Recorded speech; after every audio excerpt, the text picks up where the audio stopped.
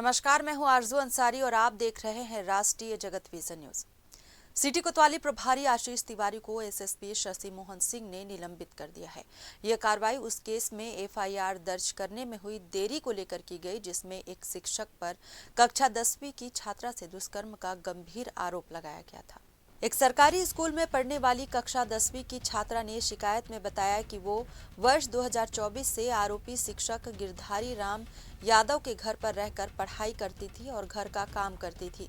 इस दौरान आरोपी ने कई बार उससे छेड़छाड़ और दुष्कर्म किया। 15 नवंबर को कोतवाली पुलिस ने आरोपी के खिलाफ बीएनएस की धारा 74, 75, 65, 2 एम 65(1) और पास्को एक्ट की धारा 6 व 5 के तहत मामला दर्ज किया। एफआईआर दर्ज होने के बाद से आरोपी फरार है और पुलिस उसकी तलाश कर रही है। वहीं एसएसपी शशि मोहन सिंह ने कहा कि नाबालिग से दुष्कर्म जैसे संवेदनशील मामले में एफआईआर दर्ज करने में देरी करना गंभीर लापरवाही है।